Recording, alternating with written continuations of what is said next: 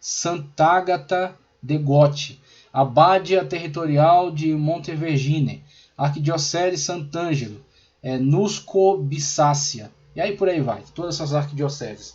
Aí você pensa, uma arquidiocese dessa tem vários bispos, né, sobre o qual esse arcebispo ele governa, tá certo? E nesses bispados tem as paróquias, nas paróquias tem as igrejas, e aí você vai vendo, né, vai montando toda essa estrutura, e para cada uma delas você tem um padre, um bispo, e por aí vai, toda aquela estrutura, né, um arcebispo, toda aquela estrutura, né, que a gente vê, tanto a gente viu na outra, vai ver mais ainda, né, em outros lugares, e tem que ser alimentada então por essas pessoas que vão exercer esses cargos e ter as benesses do exercício desses cargos.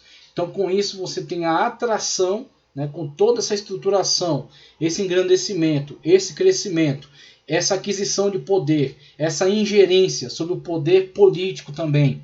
Você tem com isso uma grande atração, tá certo? De uma superestrutura que absorve aí diversos elementos da sociedade, não necessariamente dedicados à pregação do Evangelho e a viverem fiéis a Cristo, mas talvez apenas interessados no poder, talvez apenas interessados nas vantagens que isso lhes apresente. E isso está presente nessa estrutura e também não está ausente da nossa. Então nós temos que ser muito verdadeiros nisso, tá, ok? Isso faz parte da situação da igreja local, da igreja constituída aí pelos seres humanos com seus defeitos. E aí sempre reforçando, em eclesiologia a gente viu isso muito bem. Ao mesmo tempo nós temos uma igreja local e uma igreja universal dos salvos. Na igreja local você tem a necessidade sim de uma hierarquização, você tem a necessidade sim de uma gestão, de uma administração, ok? Isso é natural. Agora, dentro dessa grande estrutura administrativa, você vai ter elementos ali que não necessariamente pertencem à Igreja Universal dos Salvos. Pessoas que são muito boas na sua prática, na sua gestão, na sua administração, na sua oratória, mas se você analisar a vida deles, eles não são pessoas salvas em Cristo Jesus. Não são pessoas que têm o seu nome escrito no livro da vida. Mas externamente são cristãos. Tem uma capa de cristianismo. E é onde você vê a igreja, a grande estrutura, né, toda essa necessidade administrativa e a absorção de elementos que não tem mais nada a ver. Agora, com relação à igreja católica, o problema é que essa ingerência, né, essa má influência, chegou até ao centro administrativo da igreja e interferiu, tá certo, na sua estrutura principal. Então aí a igreja começou a se apartar do evangelho. A igreja começou a inserir muitas coisas que não pertencem ao evangelho. E aí com isso ela se corrompe, com isso ela apostata. Aí torna-se a igreja apóstata que se tornou. Agora, na situação da igreja que busca a reforma, ela quer se apartar exatamente disso. Ela precisa também de uma estrutura hierárquica. Ela também tem uma estrutura hierárquica, ela também tem uma parte administrativa, uma parte política, uma parte econômica, ela também tem tudo isso. Só que ela tenta viver pautada pelo Evangelho. É a sua busca, viver pautada pelo Evangelho de Cristo Jesus. Ok? Mas aí também vai ter situações nas quais ela se afasta disso, desse ideal. Organização do clero, veja aí, o poder, né? O poder como ele é distribuído. Você tem a figura do Papa. Aí você tem, como os cardeais estão ligados a uma questão mais puramente administrativa, aqui você vê a figura do arcebispo. Porque o arcebispo é o que vai gerir, tá certo? Este agregado de bispos, que tem dentro de si as paróquias, que tem dentro de si as congregações, onde estão os padres, tá ok? Então aqui você tem a figura do arcebispo. Aí logo abaixo você tem várias dioceses, província eclesiástica, como eles chamam aqui. Dentro dessas dioceses, quem está lá? O bispo. Okay? Então o bispo está presente lá. O que o bispo é? O bispo está ali à frente da diocese, né? Ou bispado. A diocese ou bispado. Várias igrejas. Dentro da sua diocese estão essas várias igrejas. Dentro desses várias dioceses está a arquidiocese. Okay? Está aquele que administra essas várias dioceses. Várias igrejas, como ele colocou aí. Aí você tem a paróquia, né, as paróquias e a figura do vigário que está presente aí nessas paróquias. O texto à direita nos diz: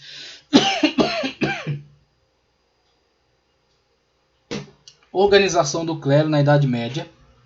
O clero se organizava em clero secular, estruturado numa hierarquia composta de pároco, bispo, arcebispo e papa. O clero regular, formado por sacerdotes, monges, que viviam nos mosteiros e conventos, obedecendo às regras estabelecidas por uma ordem religiosa. O controle de terras pela igreja, o poder do papa chegava até as paróquias através da hierarquia eclesiástica, de maneira a permitir o controle das regiões que faziam parte das paróquias, dioceses e províncias eclesiásticas. O poder temporal da igreja, além do poder espiritual, a igreja também adquiriu um poder temporal, material. Isso ocorreu porque muitos sacerdotes e ordens religiosas enriqueceram com as doações dos fiéis, chegando a controlar 1/3 das terras cultiváveis da Europa. 1/3 das terras cultiváveis da Europa estava subjugada a poderes eclesiásticos.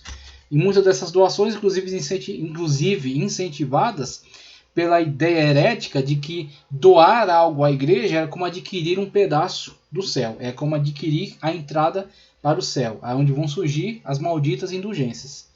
Aí você tem bispo, você tem arcebispo, você tem papa liberando indulgências, você tem padres liberando extrema-unção, fazendo missa do 7º dia, ok? E tudo isso você tem remuneração, você tem doação, você tem dinheiro.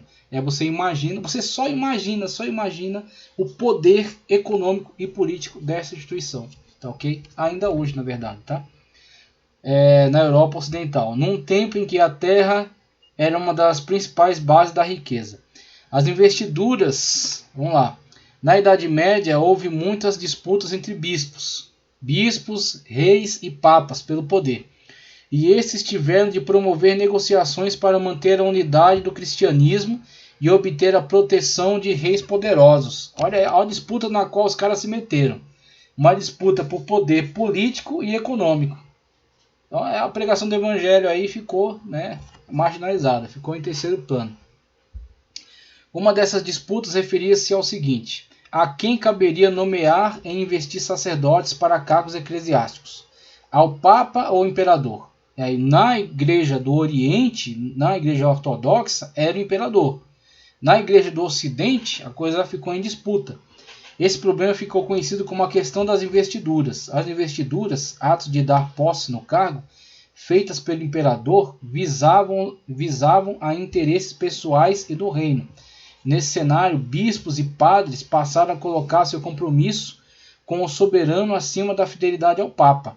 Esses conflitos só foram resolvidos em 1122 pela Concordata de Worms, que adotou uma solução de meio termo. Caberia ao Papa a investidura espiritual dos bispos, cabendo ao imperador a investidura temporal, porque o bispo tinha poder temporal, tinha poder também de gestão sobre as questões da cidade, as questões do mundo secular, ok? Heresia. Os grupos que se desviavam dos ensinamentos da Igreja Católica foram perseguidos pelas autoridades religiosas e também pelas autoridades civis. Então, a autoridade religiosa excomungava, por exemplo, determinada pessoa, como foi o caso de Lutero, e se ele não tivesse o apoio de certos príncipes, tá certo? De províncias da Alemanha, ele teria sido rapidamente capturado e morto, porque ele, uma vez excomungado, poderia ser morto por qualquer uma delas.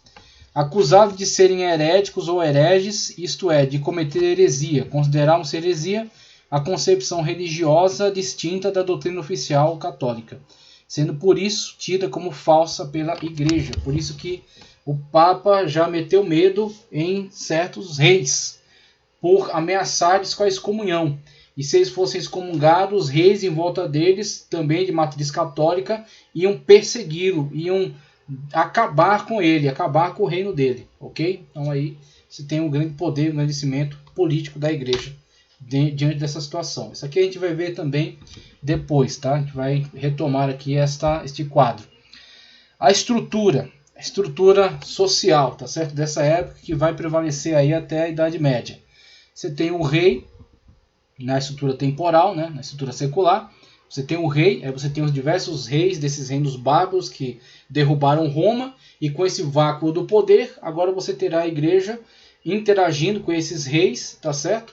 E comunicando-lhes a cultura romana, a cultura estatal, a cultura jurídica, a organização do Estado, tá certo? Então, todo esse e o cristianismo, né? E também comunicando-lhes algo da fé cristã, que está sendo cada vez mais deturpada, né? Mas comunicando o cristianismo. Então você tem a estrutura, o rei. Ao lado do rei, quem estão? O alto clero, cardeais e bispos. Tá certo? Cardeais e bispos. O cardeal está diretamente ligado ao papa, né? Mas imagine um rei, aí você começa a entender como é que era essa interação. Imagine um rei conseguir fazer de seu filho um cardeal. Imagine um rei que tem o seu filho como cardeal e esse cardeal chega a papa. Você começa a ver o jogo político, né? Alto clero, cardeais e bispos. Alta nobreza, príncipes, duques, condes e marqueses. Marquês, inclusive, era aquele que o rei colocava para gerir o território na fronteira do seu reino. Tá certo? O marquês ficava no limite. Geralmente era um título de nobreza dado a um militar. Então, este militar, que tinha habilidade com a guerra, com as tropas, né, com a estratégia, ele era, de forma bastante inteligente, colocado para administrar as regiões de fronteira. Porque aí ele já poderia oferecer resistência a ataques. Tá, ok? Então tem aí a figura do marquês. Médio clero, abades, estão abaixo. Ó. Abades, das abadias, você tem aqueles locais, né, organizados para estudo e trabalho. Né? Estudo e trabalho. Então o cara entra para uma abadia dessa, né, para uma ordem religiosa dessa, e ele está ali dedicado a estudar, crescer na leitura, no estudo, na cópia dos textos sagrados e também ao trabalho daquela região. Então eles tinham trabalho em agricultura, algum trabalho de manufatura, de ferreiros, tinham alguns trabalhos que eram exercidos naquelas regiões. Então abades, abadesas, membros dos cabildos, curas de paróquias, ok? Então, você tem esses participantes, né? Esses participantes aí da hierarquia da igreja. Média nobreza, cavaleiros e nobreza de toga, juízes e outros. Baixo clero, curas, frades e monges, ok? Baixa nobreza, fidalgos.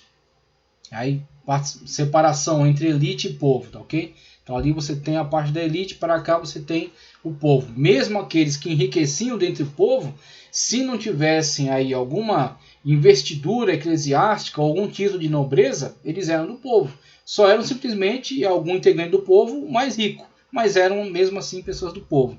Aí você vê surgir daí, tá certo, o mercantilismo, né? Que vai surgir aí os burgueses, tá certo? Aqueles que tinham os burgos, tinham o comércio, tinham o dinheiro a partir do enriquecimento devido a atividades, atividade fabril, atividade de comércio, né? Esse tipo de atividade. Aí você depois vai ter a grande briga, né, entre a burguesia e a nobreza e o clero, né? Você vai ter essas lutas de poder. Ricos, principalmente na Revolução Industrial, né, que a burguesia vai tomar a frente, vai tomar o poder.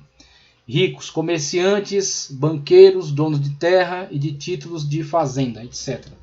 Aí você tem pobres, camponeses, trabalhadores urbanos e níveis modestos, artesãos, profissionais liberais, lavradores de terras, etc. E na base de tudo isso aí, os escravos e servos. Tá, ok?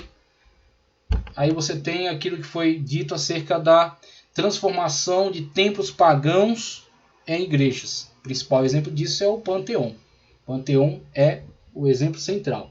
Cerimônias religiosas públicas da antiga religião oficial romana se realizavam a céu aberto e não dentro do templo. Algumas eram procissões que começavam ou terminavam no templo ou que o visitavam no percurso, geralmente em homenagem a um objeto de culto abrigado no templo. Isso estou lendo sobre os pagãos, tá? Isso depois vai ser convertido dentro do cristianismo através das relíquias. Olha a paganização, o nível de paganização que a igreja chegou. Geralmente em homenagem a um objeto de culto abrigado no templo e levado para fora para a ocasião. Sacrifícios geralmente de animais que se realizavam num altar erguido especificamente para este fim, especialmente durante o período imperial. Cultos estrangeiros ganharam espaço e seguidores em Roma. Esses cultos geralmente tinham práticas muito diferentes e alguns privilegiando locais de culto subterrâneos e outros, com os primeiros cristãos oficiando em residências. Algumas ruínas de templos romanos sobreviveram, especialmente em Roma, e os relativamente poucos exemplos quase intactos foram quase todos convertidos em igrejas cristãs.